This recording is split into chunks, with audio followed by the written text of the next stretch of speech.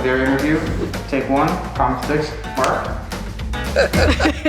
In 2019, we embarked in this new strategy for the company. We really wanted to pivot from a margin-focused company to a growth-focused company.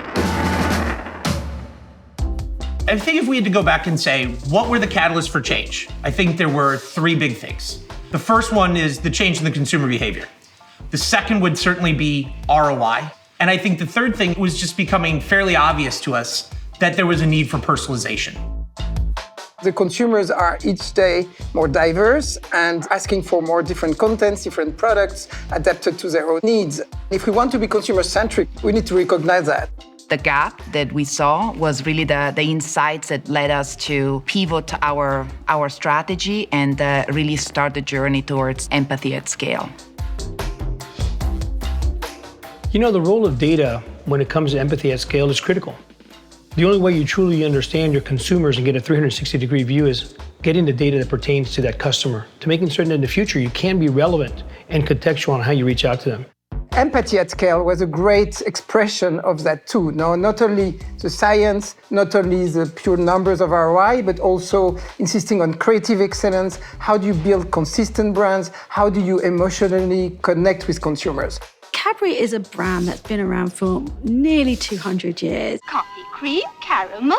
Oh no, don't be greedy. It's a brand that consumers have grown up with. When we moved to empathy at scale, we could bring in a lot more emotion to the advertising content. We could bring in a lot more humor, and it just felt much more warm, much more British, and much more Cadbury. Empathy at scale was an exciting change. It came with definitely a learning curve where I think we first started really needing to understand exactly how we can segment the market, the signals that we're able to use, what does the technology look like. You know, when we thought about empathy at scale and how we're going to bring that to life, we needed to find a strategic partner. Google came to mind immediately. We needed to find a partner where we could build these, what we call regional data hubs and data repositories at the edges of all the businesses that we have. So we put a strategy together very quickly in regards to doing that and bringing that to life, and enabling us to put the data that's relevant to different parts of the business to make certain that we can bring empathy at scale to life in these regions of the world.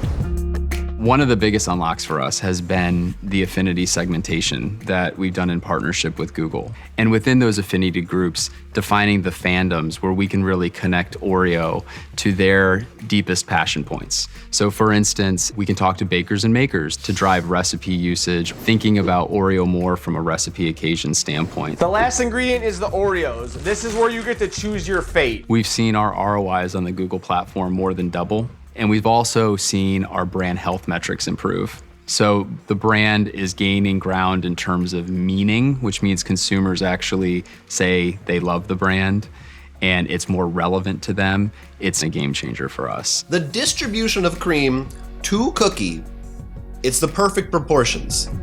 Empathy at scale has allowed us to become more of a service brand. And we really want to get the context right, which is like really focusing on the audience, their mindset. We've had some really good examples of where that's worked. With the Worldwide Hide, for example, when it came to Easter, we tapped into the real insight that consumers want to do an Easter egg hide.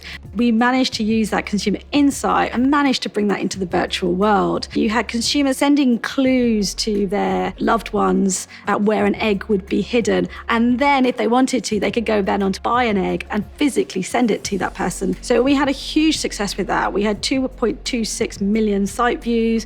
We had a 20% increase in sales, and all our eggs were sold by the Easter Sunday. The power, let's say, and the creativity needs to be in the business units. And if you unleash that, it's an incredible source of growth.